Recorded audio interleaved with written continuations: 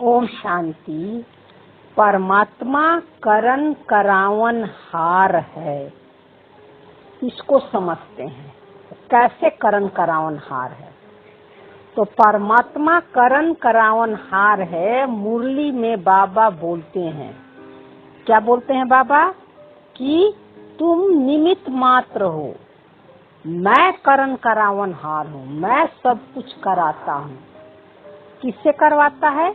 हम बच्चों से करवाता है, यानी हमारे इंद्रियों को यूज करवा के वो कर्म करवाता है।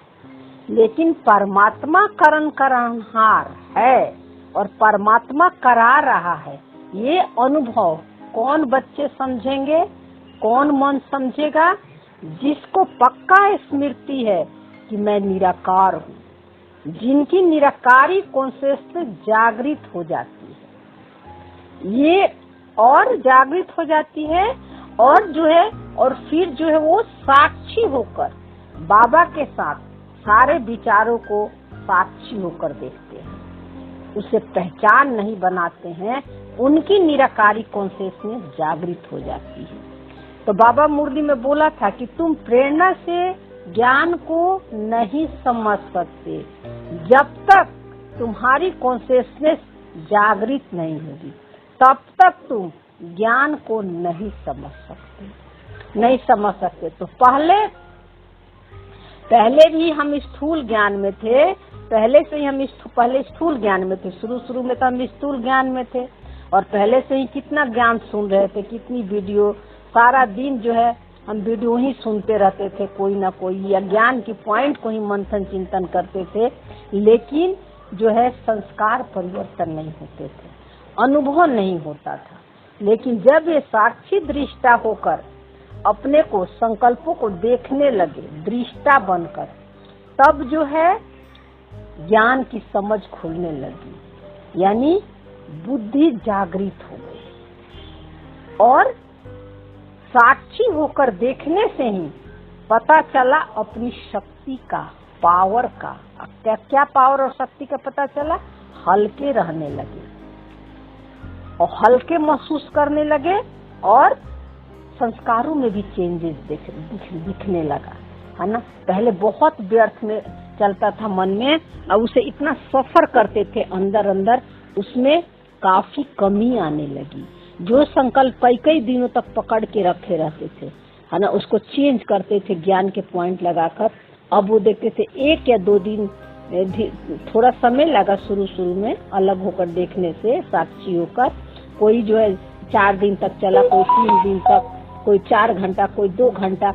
अब तो इस स्टेज पर आ गया कि देखे और वो डिजॉल्व हो गया, और वो आ भी रहा तो उससे कोई अब हमारा लेना देना नहीं है, उसमें कोई इंटरेस्ट नहीं होता है। ये समझ खुल गई, ये हमारी समझ खुल गई।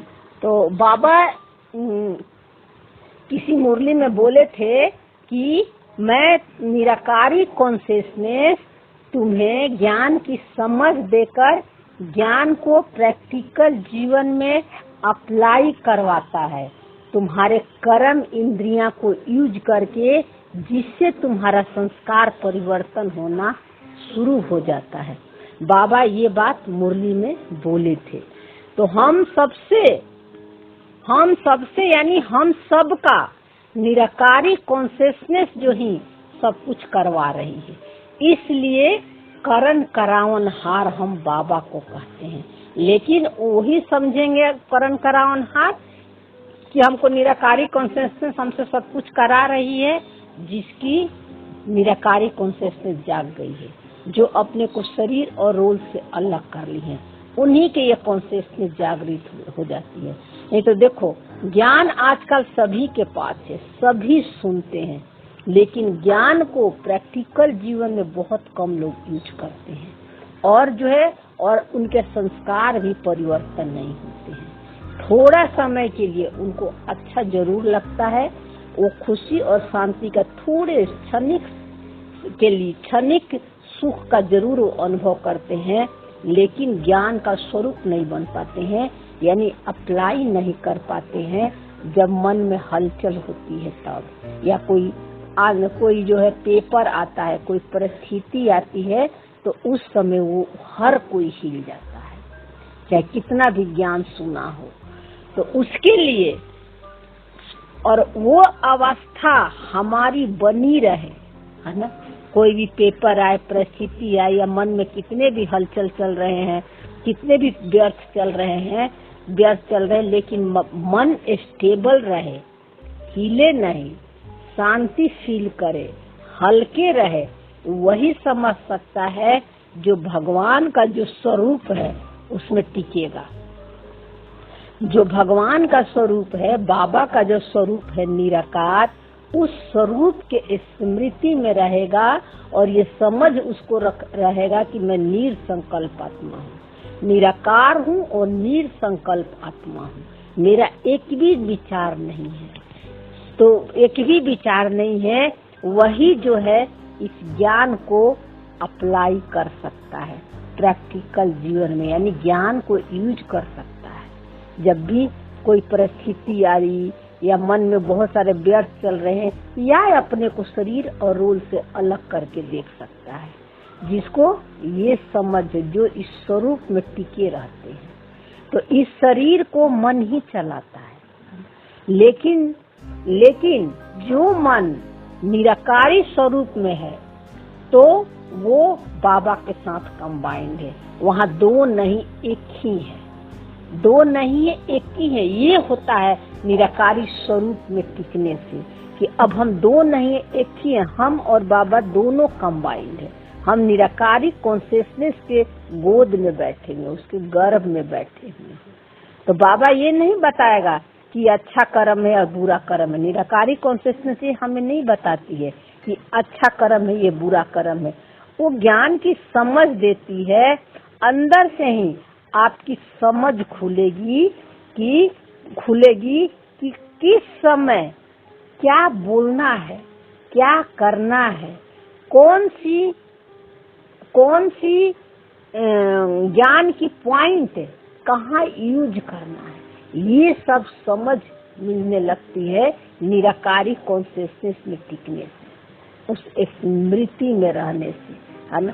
तो बाबा बोला कि जब तुम दृष्टावस्था के में रहते हो, जैसे बाबा दृष्टा है निराकार, वैसे तुम भी स्मृति में रहते हो और साक्षी होकर देखते हो, तो धीरे धीरे तुम पुराना संस्कार जो है तुम्हारा डिसॉल्व होने लगते हैं, वो मर्ज होने लगते हैं, पावरलेस हो जाते हैं, क्योंकि अब उसमें इंटरेस्ट नहीं है और उसको अपने से अलग कर दिया। अलग करने का मतलब कि उसको जो है मन से कैसे, हम विचारों को अलग तो कर ही नहीं सकते हैं ना, उसको अपना नहीं समझते, उसे अटैचमेंट नहीं है, उसको मैं और मेरा नहीं लगाते कि मुझे आता है। ये समझ जो होती है, अब ये समझ को अप्लाई करते हैं तो पुराने संस्कार डिसॉल्व होने लगती है, मर्ज होने लगती है।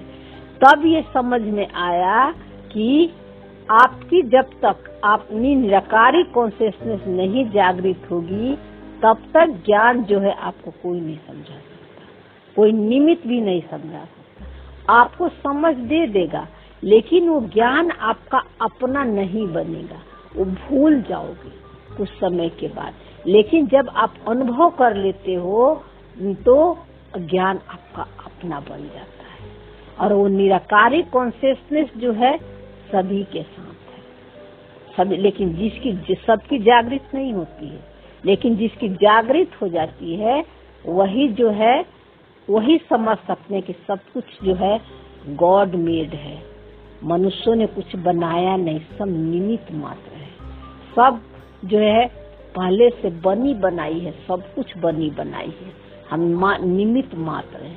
जैसे कि भोजन बनाना है ना, जैसे कि आपको सब्जी बनानी है तो आलू, मसाले, तेल, कितने चीज मिलाकर जो है होता है तो एक सब्जी तैयार होती है। गैस होती है, गैस को जलाने के लिए माचिस होती है, कितने सारे आइटम मिलकर सब्जी तैयार होता है। अगर वो सब नहीं हो तो निमित्त होते हुए भी क्या आप सब्जी बना लेते हैं? नहीं बनाते। तो ये सब कुछ पहले से बने बनाया है, मात्र हम निमित्त मात्र हैं, अपने कर्म इंद्रिया को यूज किए बस, और वो चीज, वो काम हो गया, वो सब्जी बन गई। यही कर्म है। तब इसी कर्म में हम क्या लगाते हैं, मैंने किया, ईगो बना लेते हैं। और उतने सारे चीज, मसाला कभी कहता है कि मैं नहीं होता तो आपकी सब्जी नहीं बनती, आलू कहता है कि मैं नहीं होता तो सब्जी नहीं बनती, गैस कुछ बोलता है, कोई संसार के जितने भी तत्व कोई कुछ नहीं कहता, जो जैसे है उसी रूप में है। सिर्फ हम मनुष्य आत्माएं टर सारा दिन करते रहे, मैंने ये किया, मैंने वो किया, मैंने वो किया। इसी से जो है हम अपने को जो है उस कॉन्शियसनेस से दूर कर लिए, अलग कर लिए।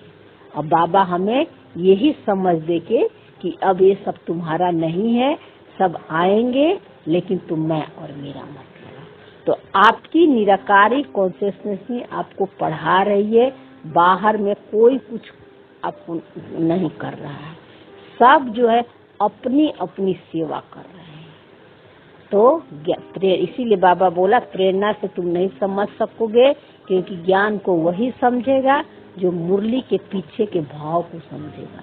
सीधे सीधे मुरली पढ़ लेने से नहीं, मुरली के एक एक पीछे की पहेली को समझेगा कि उसके पीछे बाबा। इसलिए बाबा हर बार इस तरह की गहरी बातें आते कहती है, समझा, बहुत समझने की बात है, ये बहुत गहरी बात है ना?